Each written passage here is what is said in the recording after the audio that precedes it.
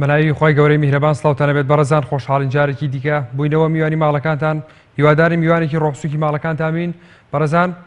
تەوەری بەرنامەی ئەم جارەمان دەپرسین ئایا بۆچوونت چییە لەسەر پێشێلکردنی سەروەری و بۆردومانکردنی ناوچە سنووریەکانی هەرێمی کوردستان. بەڕێزان بەپێی هەموو یاسایەکی نێودەوڵەتی و بەپێی هەموو با بڵێن پێی هەموو یاساکانی نێودەوڵەتی و بەپێی یاسای ئەو یاسانەی کە بۆ ناوچە سنووریەکانی نێوان وڵاتەکاندان راوە بەپێی یاساکان بۆردومانکردنی ناوچە سنووریەکانی هەرێمی کوردستان ئەو بۆردومانانەی کە لەلایەن فڕۆکەکانی تورکیاوە کرا بێگومان کاریگەریەکی زۆر خراپی لەسەر پەیوەندی ئەبوایە لەسەر پەیوەندی نێوان ئەو دوو وڵاتە دابنایە. بەڕێزان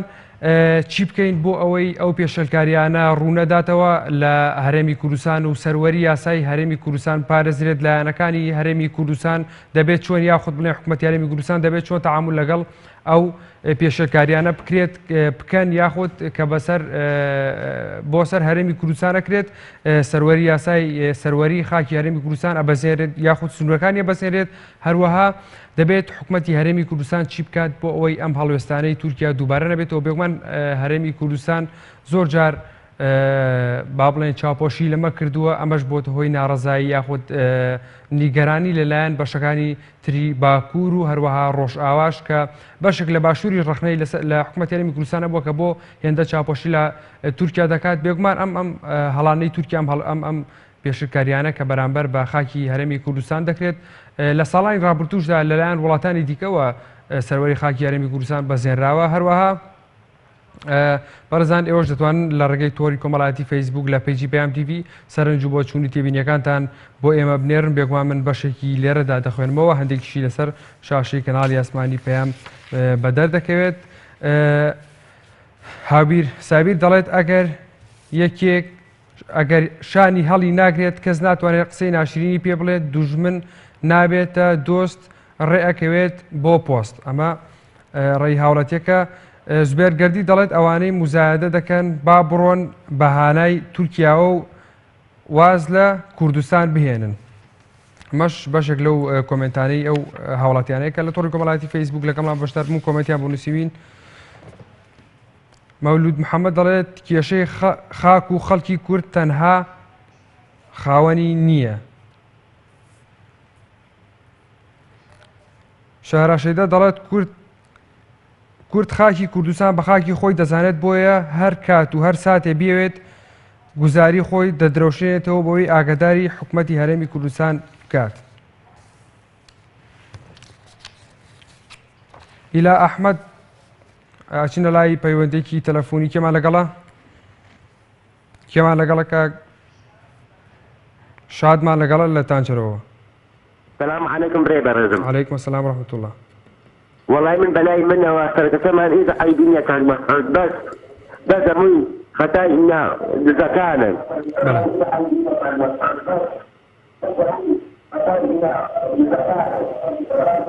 ئەمەی خەتای دزەکانی ناو یەکێکی پارتین ئەدینە بەخوا سەرکەکەمان ئیزە عەیبینیە. کاک شاد ئەگەر بکرێت سەوتی تەلەڤیزۆنەکەت قس بکەیت بۆی باشی گوێم لە سەوتی جەنابەت بێت. یان حیزبی یەکگرتووی ئیسلامی بێ یانە حیزبی بڵێ بەڵێ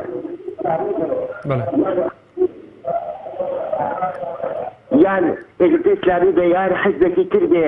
ڕزمێ بۆ کەناڵی پەیام یان حیزبێکی تر بێ ئەمیانە بنەت دز ئەمیان بۆ گیشتوانی خۆیان ئەوڵێن بەخانەت بۆ خەڵکی نەک بۆ فەقیر واژار ئەمیان بۆ خۆیان ئەوڵێدن هەر بۆ کورسێکەیە بەڵێ دۆڕان بێ ئێکێکی بێ ئەمیان بۆ کورسەکەی خۆیانە ئەمیان بۆ گیرفانی خۆیانە گەندەڵەکان ئەمیان بۆ گیرفانی خۆیانە. کاک شاد چی بکرێ بۆی کە ئەم پێشکارانەیە لەلایەن تورکیاوە یان لەلایەن وڵاتانی دیکەوە دووبارە نەبێتەوە؟ وڵایشی پێشیکاری نەبێنەوەی تورکیا بۆلبارانی تورکیا بڕۆ کەناڵە ئەلمانەکانی خۆمان فیلمی تورکیمان بۆ لێدەن بڕۆ ڕۆژ بە ڕۆژ تۆبارانی ئەو کوردستانمانەکرێت لەلایەن تورکیاوە ئایا خەتای حکوومەتەکەمان نییە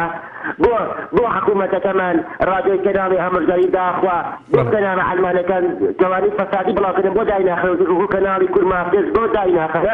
ئەو بێخلاقیە و فیلمە بێخلاقیە پێم ناڵێن داوطلبی مثلا مسعودی برایت وقتی فقط داب رحمتی على دایک و باقی دکان مسعود رحمت ملا مصطفی نمیرجع بس دکان فقط دکان هم رک دایخت تاک مسعود جیان بقول بانم اتاخ خبشانداری نکردوا بله والله من برای منو حتی ملا حریقاتی بدت سروکی اریم نسک کابریاتی اندانا بۆ بەسەرۆکە هیچ ناکاری بتە بەخوا بدلەوە باشترە بڕۆن بتەکبێنن کاکە بڕۆن بتەکبێنن کاک شاد هەڵوێستەکانی حکوومەتی هەرێمی کوردستان و ئەو بەیاننامەی وەزارەتی پێشمەرگە دەری کرد پێت باش بوو ئەو بەیاننامەت پێ باش بوو تا چەند قەنەعاتی بە تۆ کرد والله هیچ قەنەعاتی بە من نەکردووە بۆ پێشمەرگە داما و گولەی بەرەکە لە شەڕەکانە بۆ مەعاشی پێشمەرگە چاک ناکەنا من ئێستا من یەکێکی پوورێکم پێشمەرگەی بۆ ئاورە پێشمەرگە نایەوە پێشمەرگە پیرۆزە من وەکو لە تێک واڵم بەڵێ سەریشی نەشانم برا گەورەکەم سەلام عەلەیکوم عەلەیکوم سەلام سوپاس بۆ کاک شاد لە تانجەرەوە لەگەڵمانە بووی کاک شاد سوپاس بۆ پەیوەندیەکەت بەڵێ بەرەزان ئیلا ئەحمەد دەڵێت هەموو خەتاکەی دەگەڕێتەوە بۆ حکوومەتی هەرێم چونکە هەڵوێستی کردداری نییە لە ئاست ئەو هەموو پێشێلکاریەی بەرامبەر بە کوردستان دەکرێت. عوسمان حوسێن دەڵێت وەکو هاوڵاتیەکی ئاسایی بە توندی ئیدانەی ئەو کارەقێزنەونە دەکەم کە تورکیا بەرامبەر بە شەنگال کردی و زۆر دڵگرانم. سالار ڕەسوول دەڵێت کورد دوژمنی کووردە و حەق وایە پەیوەندی لەگەڵ تورکیا نەهێڕێت. کامیل ئەحمەد دەڵێت لەوانەیە پەیوەندی بەڕێکەوتنی جەزائیرەوە هەبێت. ئەو هێرشانەی کە بۆ سەر هەرێمی کوردستان ئەکرێت کامیل ئەحمەد دەڵێت لەوانەیە پەیوەندی بەڕێکەوتنەکەی جەزائیرەوە هەبێت. بە شێوەیەکی گشتی هاوڵاتیان ناڕازین لەو هێرشانی کە لەلایەن تورکیاوە دەکرێتە سەر شەنگال و دەکرێتە سەر هەرێمی کوردستان و سنوورەکانی هەرێمی کوردستان دەبەزێنێت. هەروەها ئەمە دەنگدانەوەیکی ناوخۆیی و نێودەوڵەتی بە دوای خۆی داهێنا هەریەکە لە ئەمریکا و رووسیا و هاوپەیمانانی نێودەوڵەتیش بەیاننامەیان دەرکرد قسەی خۆیان هەبوو لەسەر هێرشانی تورکیا کە بۆ سەر هەرێمی کوردستان و بۆ سەر خەڵکی هەرێمی کوردستان کردوێتی. هەروەها دەنگدانەوەیەکی زۆری بە دوای خۆی داهێنا لەلایەن هاوڵاتیان لە ناو تۆڕە کۆمەڵایەتیەکان هاوڵاتیان بە شێوەیەکی گشتی زۆر دڵگرانن. ڕاستە لە نێوان حیزبەکاندا هەندێک یان بڵێن حیزبێک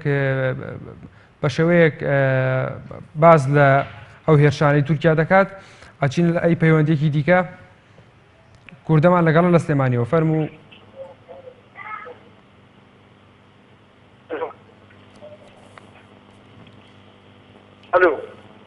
ئەلو کاکو دەفەرموو. بەڕاستی ئەم وڵاتەیەمە بێ خاوەنە ئەگەر بێ و خت بێت و خاوەنی هەبا لەسەر بەسیترین شت لە دنیا هەموو عالەمە کات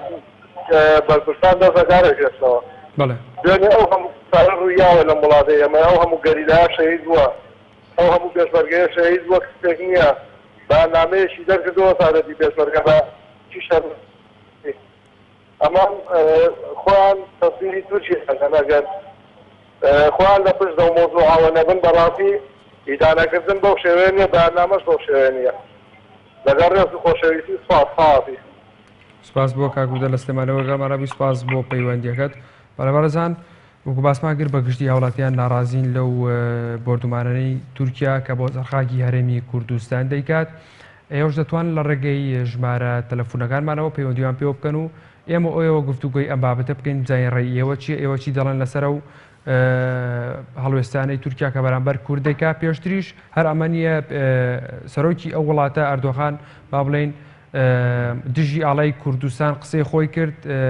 ینی هەڕەشەیە کرد کە ئەگەر ئاڵای کوردستان لە کەرکووک هەڵ بکرێت بێگومان ئەم هێرشانەش پەیوەندی بەوە هەیە کە با بڵێن پەیامێکی زیاتر پەیامێکی سیاسی و سەربازیە بۆ هەرێمی کوردستان. ئەچینە لای دایکی ئەحمەد لە سلێمانیەوە فەرموو دایکی ئەحمەد. سلام علیکم کاکەجان. عەلەیکم سەلام ڕەحمەتوڵڵا دایکی ئەحمەد. زۆر سپاس مەمنون. براکەم ئەگەر ئەم کێشەیە بۆ نمونە بڵین کێشەی کورد بێ وەکو قەزەیەی کورد سێریکەین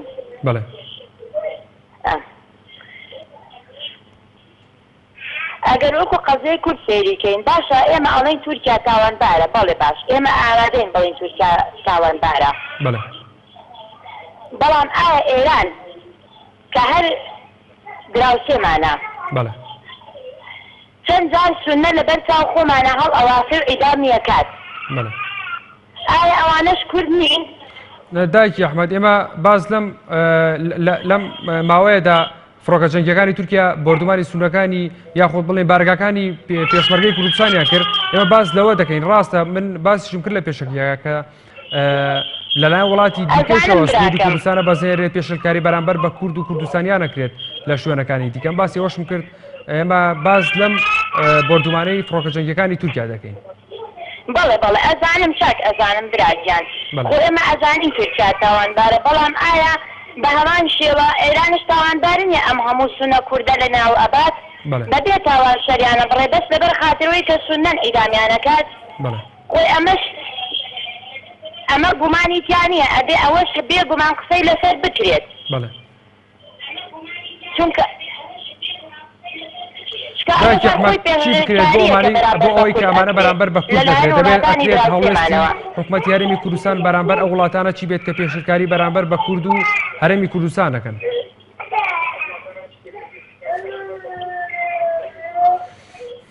گیان بڵێ زەحمەت نەبێ ئەبێت هەڵوێستی حکوومەتی هەرێمی کوردستان چی بێت بەرامبەر ئەو وڵاتانی کە پێشکاری بەرامبەر بە کورد و هەرێمی کوردستان دەکەن. وڵای زانی چۆرە براگیان خۆی لە ڕاست بدوێت کورد بێکەسە ئەنجا ئەبێ ئەوەی کە یەکبوون ئەتوانێت ئەم شتانە دروستکارە بۆ کورد دیفاع لە خۆی بکە بەڵام بەداخەوە کورد خۆی یەک نییە دەست ئێمە شیوادارین داواکارین لە خوای گەورە خوا دڵی ئەوانە باش بکە و لەناو خۆیانە یەک بگرن.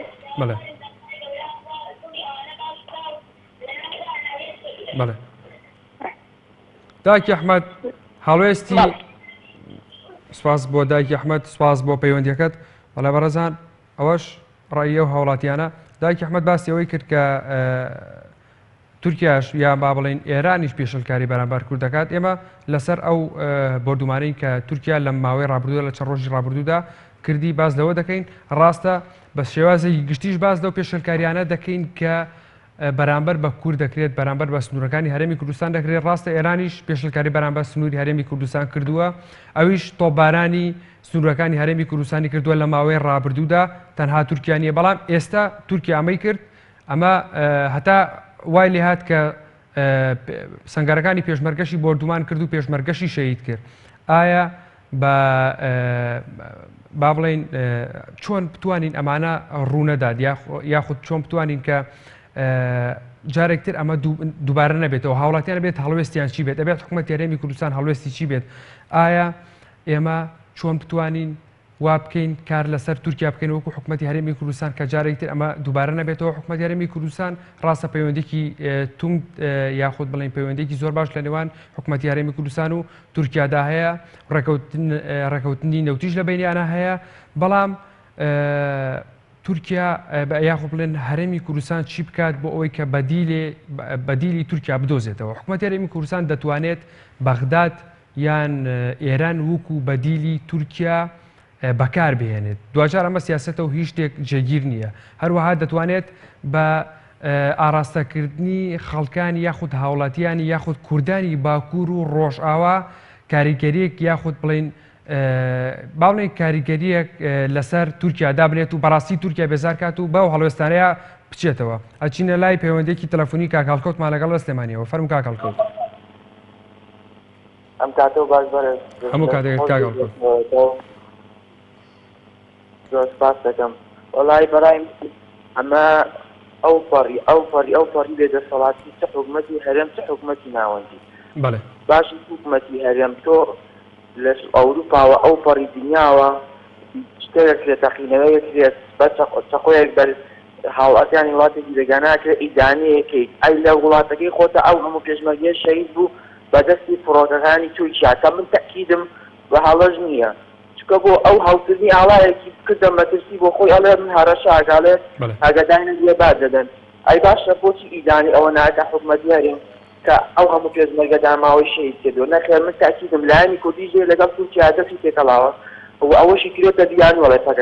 پەکەکە نەبوایە ئەو کارەسادی بەسەر شەنگا لە زۆر زۆر گەورەت لەبوو ئەو کاتە لایەن ێزای کرد ئەگەر پەکەکە بەدەمایانەوە نەچوار لە چیای شەنگا وەڵای ئەو کارەسادە ئێستاسی ئەو نەچوارەوە نەگەورەتر بوو زۆر زۆر بەداخەوە بۆ حکومەتی هەرێم بە تایبەتی بۆ سەرۆداتی هەرێم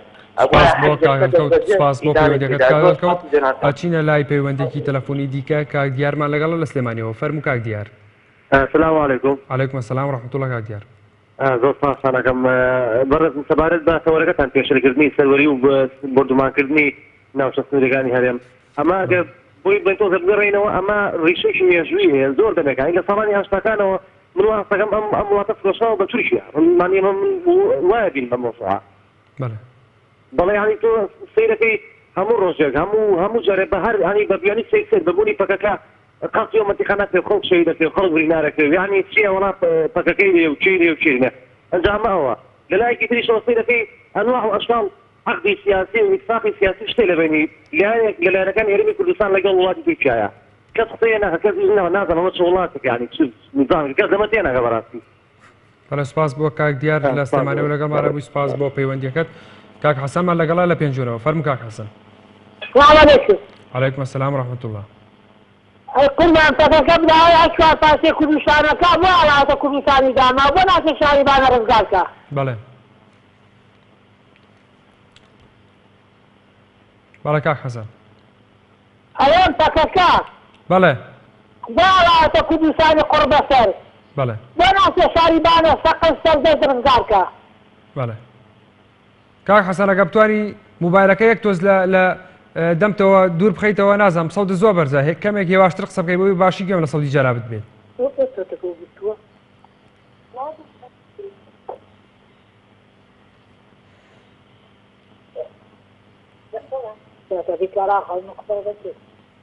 سپاس بۆ کاک حەسەن سپاس بۆ پەیوەندیەکەت کاک حەسەن. کاک حەسەن پێم وایە بێت پەیوەندیەکەی لای خۆیەوە. سپاس بۆ تۆ کاک حەسەن. بەڵێ بەڕێزان ئەمەش ڕای ئەو هاوڵاتیانە بوو کە پەیوەندیان کرد بێگومان ئەو هاوڵاتیانەشی کە لە ڕێگەی کۆمنتەوە بەشداریان کردبوو زۆربەیان ئەوانی کە کۆمنتیان نووسی بوو هەمویان ئیدانەی ئەو هێرشیان دەکرد کە لەلایەن تورکیاوە کراوەتە سەر هەرێمی کوردستان بێگومان وەکووتمان ئەم هێرشانە لە هەر تورکیا نییە وەکو دایکی ئەحمەدیش ئاماژەی پێکرد ئەوکو گلەیە کردی بەڵام هەر تورکیانیە ڕاستە ئێرانیش لە ماوەی ڕابردوودا کردوێتی بەڵام ئێستا تورکیا کردوێتی بۆیە دەبێت لێم کاتەدا هەڵوێستی هاوڵاتیانی هەرێمی کوردستان چی بێت هەڵوێستی حکوومەتی هەرێمی کوردستان چی بێت وەزارەتی پێشمەرگە کە بەیاننامەی دەرکرد بەڵام سەرۆکایەتی هەرێم و حکوومەتی هەرێمی کوردستان بەیاننامەیان دەرنەکرد. کاک ڕۆستەمە لەگەڵا لە سلێمانیەوە فەرموو کاک ڕۆستەم. ئەو کاتت باش دەستخۆشتەوەرەکە لە پێم زۆر سپاس کاک ڕۆستەم. کاکە لە دەربارەی بردومانی بەڵێ ئەو لە قەدیم و لە زەمانەوە بردومان دەکرێت ئەوە پەکێت بەسەر گریداکان برا گریداکانمان بەڵێ ئەوە هەموو عالم دەزانیەوە مەسعود بارزانی و وتە داشی تورکیا خیانەتی نیشتیمانی لەگەڵ ملەتەی کردیە نە حکوومەتی هێزات پەرلەمانی کاک ڕۆستەم ببوورە با ناوی کەس دەهێنین ئێمە کورد هەرێمی کوردستان حکوومەتی هەرێمی کوردستان دەبێت هەڵوەستی چی بێت بۆی کە ئەمانە دووبارە نەبێتەوە. بەڵێ عقدی 50 ساڵی دەکەن ئینەفت و بازرگانی دەکەن ئەگەر تاکە لەگە ملەتەکەی دەکەن با ڕۆن و ئاشرا دیاربی ئەگەر قەت و عامیشمان دەکەن ڕۆن و ئاشرا دیاربی بەس بەداخەوە خۆپێشاندانی گەورەیان نەکرد لە شاری سلێمانی بە قەوارەی گوندێکی دەرچوو دەبا قەوارەکەی ملیۆنی وەک باکەنێ دەوڵەتی و جیهان و مافی مرۆڤ و جیهانمان هەموو ئاگادار کردەوە هەموومان بانگ بکردەوە ماگۆداوە ئەوها بردومانمان دەکەن و راگەریدەکانمان شەهید دەکەن فەرموو دەڵێن پێشمەرگە شەهید بووە والله کاکە پێشمەرگەکانیان بر لە تورکیا سارەسەریان کرد هەر تەیارەکە لیان دای با ئەوانە جاشن ئەوانە خینی ئەو ملەتەیان بژی ئەوە تیارە دێنێدا لە پێشمەرگەی دەدا دەشیکەنە شەهید والله با سپاس بۆ کاک ڕۆستەم. کاک ڕۆستەم سپاس بۆ پەیوەندیەکەت. چینە لای پەیوەندێکی تەلەفۆنی دیکە باوکی ژیارمان لەگەڵا فەرموو باوکی ژیار. ئەلۆ کاتت باش هەموو کاتێکت باوکی ژیار سلااو لە کەناڵی ئاسمانی پێیان بەڵێ سلااو لە وەڵا دەستخۆش لە قسەی و برادەرەکەم ڕاست قسەکی زۆر جوان بوو بەڵێ وەکو خەڵکی کوردستان خۆمان بێدەنگ اینجا حکومەت چۆن بێدەنگ نەبێتن کاکەیجا پێشتر ئەو کاتێک کە ئەندا پەرلەمان سروە واحید کاتێک کە بەناوی پێشمەرگە کەمێ قسەی کرد لای ئەو کەناڵە عەرەبیەکە ئەزا پێشمەرگە لە هەولێر خەڵکی هەولێر هەموو هەستانە خۆپێشاندان خۆ خەڵکی هەولێر وەک بەت خۆپێشاندانیان ناکرد ئەو کاتەسان خۆپێشاندانیان کرد خەڵکی سلێمانی خەڵکی دۆ بۆ کەس خۆپێشاندان ناکە بۆ کەس هەڵناستێتەوە لە بەرامبەری دەستکاری و پێشمەرگەیانە هەموو دەکەنە هەنجەتی پەکەکە و نازام چی و چی و کەسمان نەدیتیوە یەک بێ خاکی ڕزگار بکات بڵێ لەناو خاکەکەم بڕۆ دەرەوە پارتی بە فەتەکەی دەڵێ بڕۆ دەرەوە لەناو خاکەکەم ئەوە چیەیەکە لەوە جاتیەوە دەستخۆشی لێ بکاتن وەرەوە حکومەتی تورکیا بێت بە کەیفی خۆیتی کاکێکیان ئەگەر بێت و من جارێ شەقی لە کەسێک بدەم دەنگ نەکات و جار سێجار ئەوە جارێ گولەی لێ دەدەم دەماچەی لێ دەدەم ئەو حکومەتی کوردستان هەرگیز نایێتە جواب لەسەر شتە هەرگیز ئایا ناکات بێدەنگیە چونکە حکومەتی کوردستان ژێردەستی تورکیا حیزبی پارتی جاشی تورکیا چۆن دەوێرێتم لە بەرامبەری تورکیا قسە بکاتن هەموو گەمبەرەکان هەوڵستی وڵاتیان دەبێت چی بێ لەم کاتەدا چاوە کاکەشیان بە زوباری کۆپسیارەکەت دەبێت هەڵوێستی هاوڵاتیان چی بێت لەم کاتەدا والله هەڵوێستی هاوڵاتیان هەستن هەموو خۆپێشاندان بکەنەوە هاوڕێکەوتی هەموو جیهانی تێبگەێنن هەموو یەکی بکەن چۆن دەبێتن ئەوا بێتن یعنی حکومەتی هەرێمی کوردستان ئەگەر بێت و بزرگنەوەی گۆڕان قسەی بکە یاخود کۆمەڵی سانی کوردستان قسەی بکە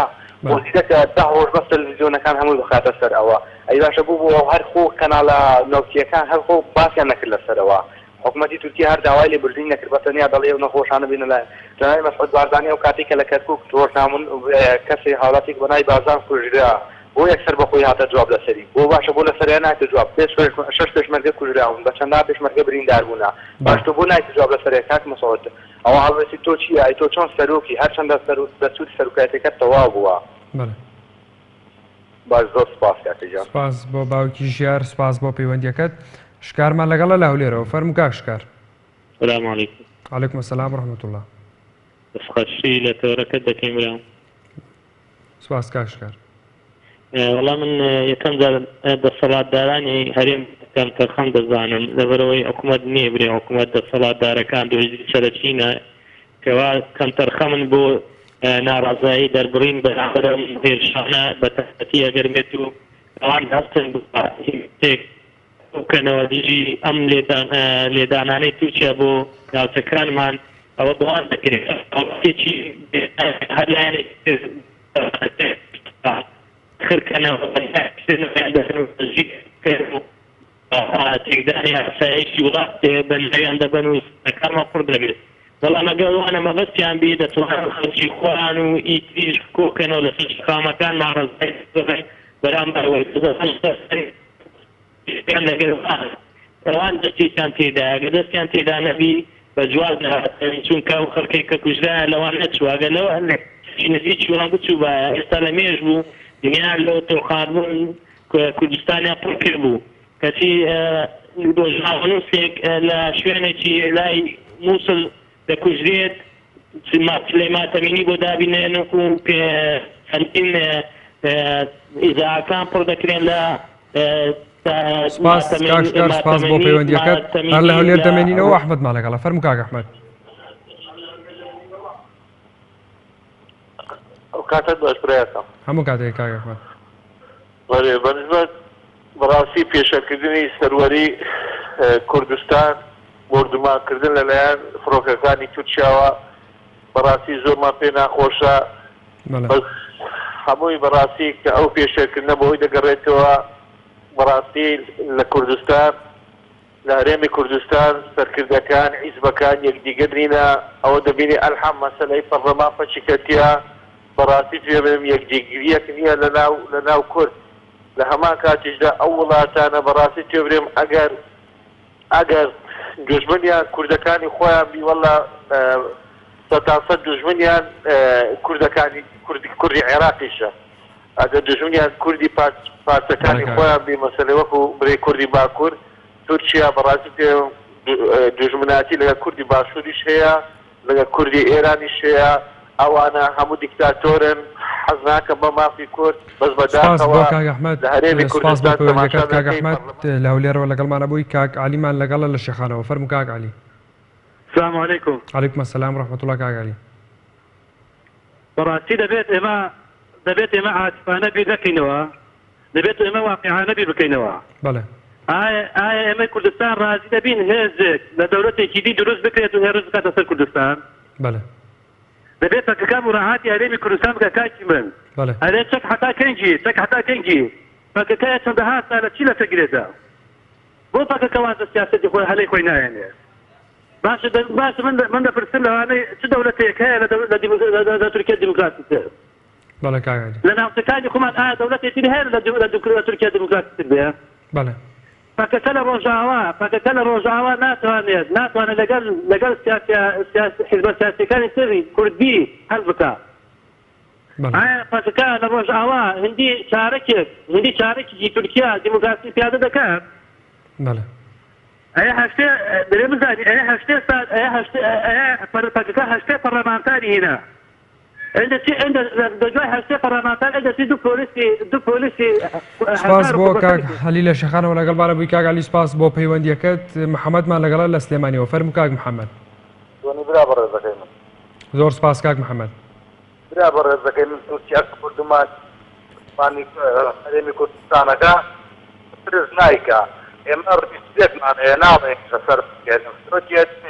سەرۆکێرە نابێت خیان ئەوەڵە پرسم پێکرد ئەمەنەوە دەلت ناوێت ئەم حیزباناکە ڕاست دەکەن لەگەڵ ڕێفا لە کۆمەڵی ئیسلامیەوە بۆ موسە خەڵکی خستەسەر داتە سەلامەی بۆ خوێت کورد بۆ فەسادی سنوور پێشکردنی یاسا هەر لە خۆتانەوە دەم حیزبانەوە يعني بونا اوجات خلقان عاشقان لو كنالي بردستان وسنستان وبرنامجنا اجا كمان متعالي بعد باي كان كتاب فوق كل السماء ورنا صار زاد خطو ما يسروج كنت نوع هذا تركيا تقول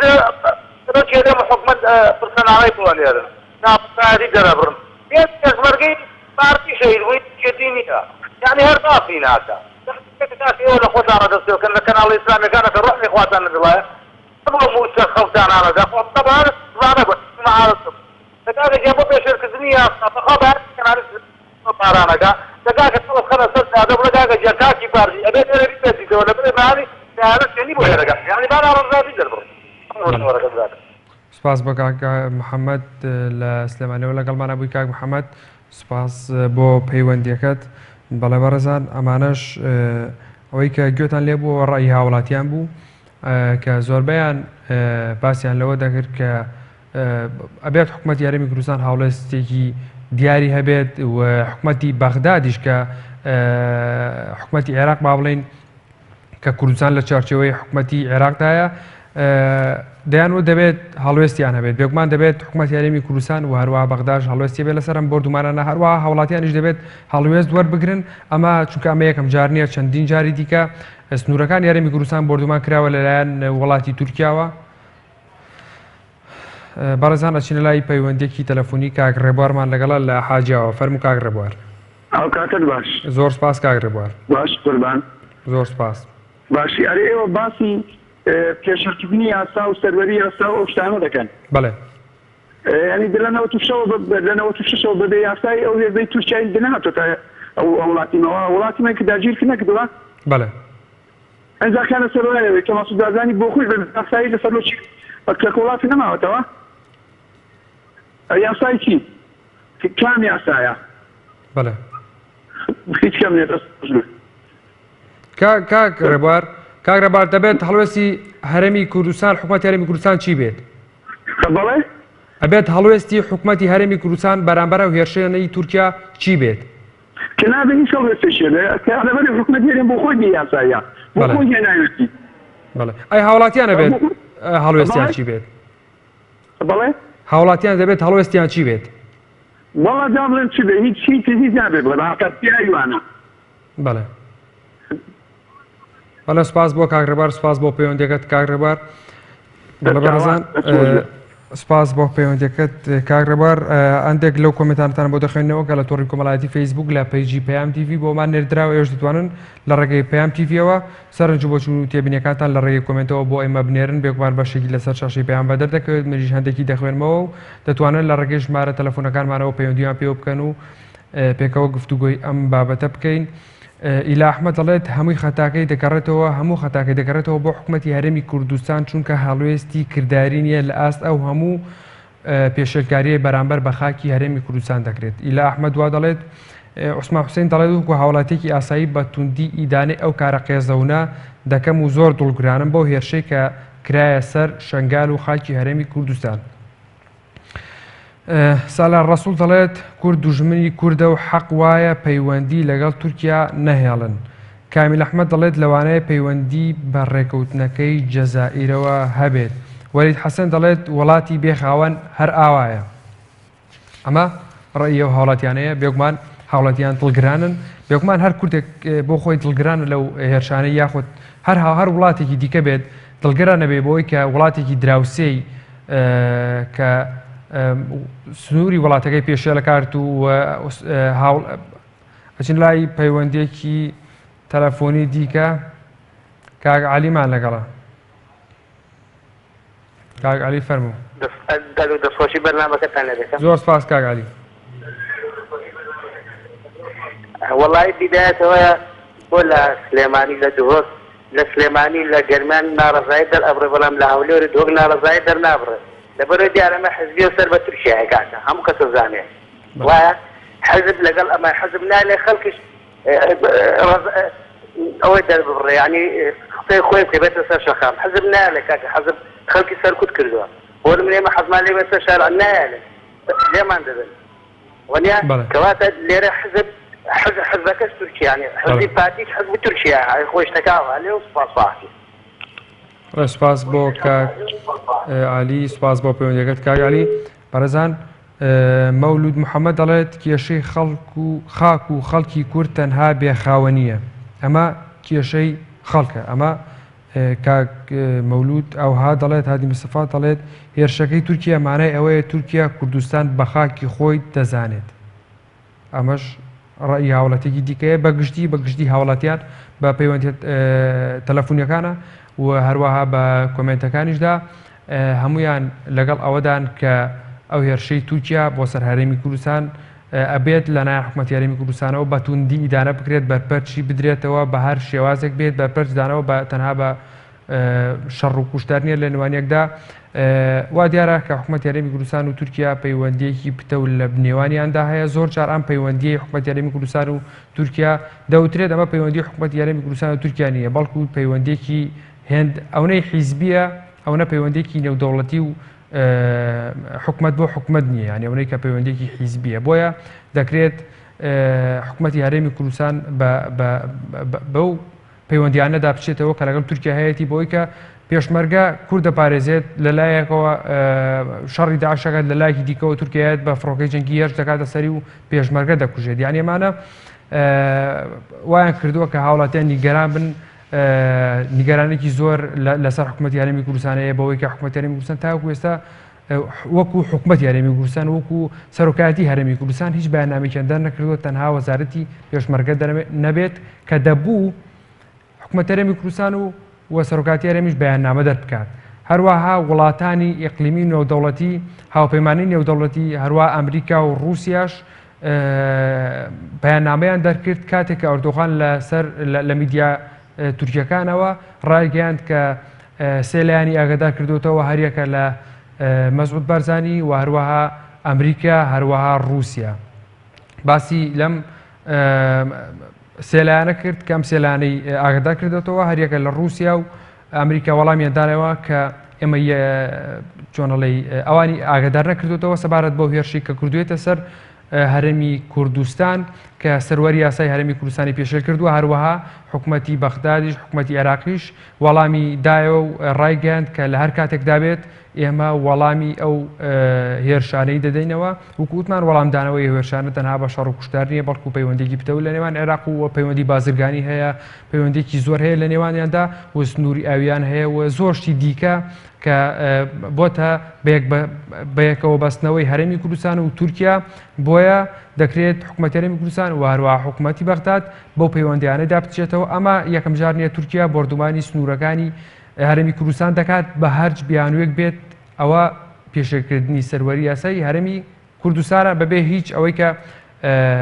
پێ بڵێن کە هەموو کەسێک دەزانێت کە ئەمە پێشەکردنی سەروەری یاسای هەرێمی کوردستانە. هەروەها دەکرێت حکوومەتی هەرێمی کوردستان با بڵێن تورکیا و با بڵێن بەغداد و ئێران بکاتە بەدیلی تورکیا و بەکاریان بهێنێت. وەکووتمان ئەمە سیاسەتە و دوجاری شتێک جێگیر نیە. هەروەها دەشتوانێت کوردانی باکوور و ڕۆژئاوا ئاڕاستەی حکوومەتی تورکی بکات و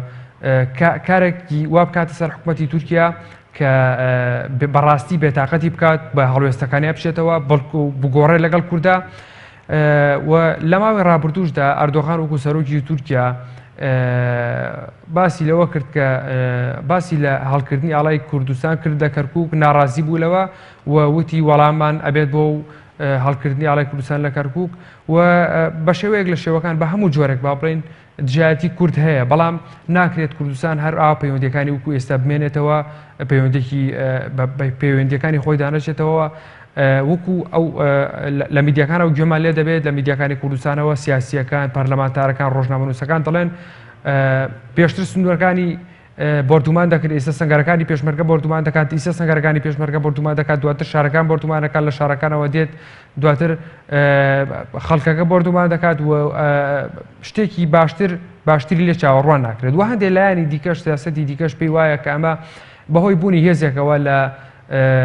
لە شنگال و لە باکووری یاخود بڵێن لە ڕۆژئاوای کوردستان ئەمانە ڕوو ئەدات، بەڵام ئەگەر بە بۆنەی هەشتێکەوە بێت ناکرێت سەروەری یاسای هەرێمی کوردستان بشکێنرێت. بۆیە دەبێت حکوومەتی هەرێمی کوردستان هەڵوێستێکی جددی هەبێت. بەڕێزان ئێوەش دەتوانن لێرەکە ئێوە ژمارە تەلەفۆنالەمانەوە پەیوەندیان پێوە بکەن، ئێمە و ئێوە پێکەوە گفتوگۆی ئەم بابەت و ئەم تەوەرە بکەین، بزانین ڕێی تۆی هاوڵاتی چییە، گرنگە هاوڵاتیان ڕێیان هەبێت، بزانین هاوڵاتیان ئەیانەوە چی بکەن، ڕێیان چییە سەبارەت بە هێرشەکەی تورکیا و هەروکو وتمان هەر تورکیانی ئێرانیشە و زۆر لایانی دیکەش کە زۆر جار سەروەری خاکی هەرێمی کوردستانە پێشێ کردووە و گویان بە یاسا نێودەوڵەتیەکان نەداوە. بۆیە دەکرێت هەرێمی کوردستانیش بەم پەیوەندیەکانی بچێتەوە بە خۆیدا بچێتەوە لایەنە سیاسەکانی هەرێمی کوردستان کۆبوونەوە پێ بکات پێکەوە بە یەک دەست بە یەک ڕنگ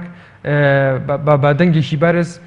ڕێگری لەو دەست درێژیانە بکرێن کە لەلایەن هەردوو دەوڵەتی تورک و ئێرانیەوە بەرامبەر بە خاکی هەرێمی کوردستان دەکرێت و ئەچینە قەڵاتجێ و کاک عەلیمان لەگەڵە. فەرموو کاک عەلی.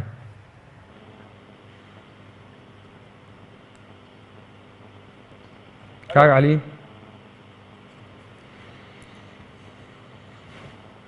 کاک عەلیمان لەگەڵە قەڵاتجێەوە. فەرموو کاک عەلی. کاک عەلی گیان فەرموو.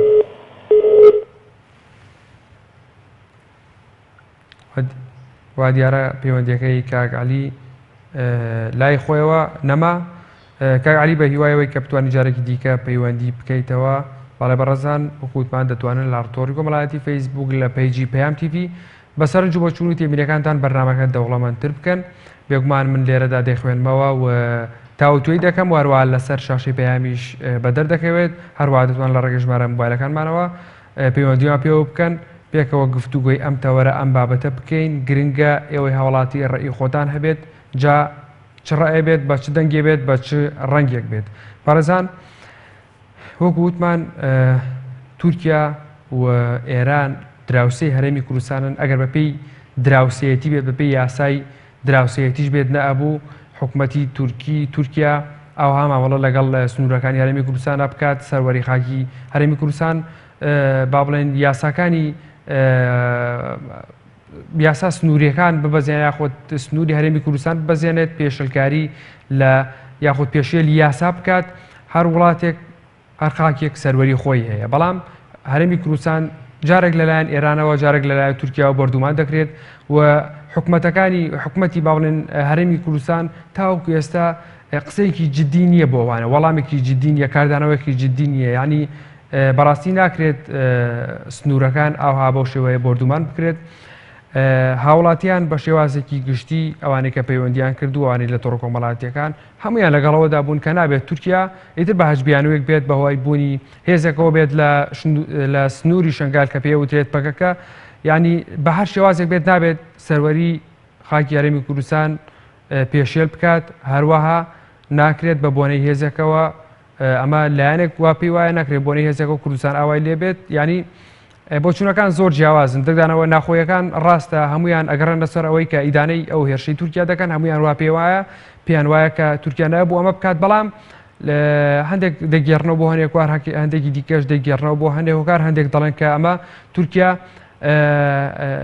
دەمێکەیە کە ئەم ناکۆکی لەگەڵ کووردا هەیە لە ماوەی ڕابردوودا هەڵوێستی وەرگرت لەسەر ئاهەڵکردنیاڵی کوردستان و هەڕەشەی لە کوردستان کرد واروەها ئێستاژ وا بردومانی سنوورەکانەکات بە بۆنەی بەهۆی بوونی پەکەکەوە لە شنگال دەوترێت ئەگەر پەکەکەش لە شنگال نەبێت تورکیا هەر بردومانی خۆی دەکات و ئەگەر ئەمجا بە فڕۆکە نەبێت لە ڕێگەی سیاسەتەوە بردومانی ژێرخانی ئابووری هەرێمی کوردستان دەکات لە ئابووری هەرێمی کوردستانیش دەدات هەروەها ئێرانیش کە لە ماوەی ڕابردوودا لە ماوەکانی ڕابردوودا لە ساڵی ڕابردوودا دەمانبینی جارجار ناوە لەم ساڵانەشدا دەبینین کە ئەوانیش بردومانی بەشەکانی کوردستان دەکەن هەروەها سنوورەکانی کوردستان دەبەزێنن دەبێت حکوومەتی هەرێمی کوردستان لێرەدا هەڵوێستی چی بێت ئایا هاوڵاتیان پێیان وایە حکوومەتی هەرێمی کوردستان دەبێت هەڵوێستی چی بێت هاوڵێستی حکوومەتی هەرێمی کوردستان هەڵوێستی ئەو هەڵوێستانی کە لە تیڤەکانەوە گوێمان لێ دەبێت بەڵام وکووتمان حکوومەتی هەرێمی کوردستان بەیاننامەی لەسەر ئەمە دەرنەکردووە دەبێت هەڵوێستی کورد ئایا ئەو هەڵوێستانی کە ئێستا هەن لە وەزارەتی پێشمەرگە و حیزبەکانەوە قەناعەتی بە هەوڵاتیان کردووە وا دەکات کە هێرشەکانی تورکیا بۆ هەرێمی کوردستان ڕابگرێت وارەسان ئێوەش دەتوانن لە ڕێگەی کۆمنتەوە بەشدار بن لەگەڵمانەوە پێکەوە ئێوە گفتوگۆی ئەم بابەتە بکەین پێکەوە بەڵێ بەڕێزان ڕێزی محەممەد کەماڵ و تاوی هاوکارانم قوڵ فەرمونون تا بەرنامەیەکتر و بە یەکگەشتنەوەیەکتر بەخوای گەورەتان ئەسپێرم شاد و سەفراز بن خواتان لەگەڵ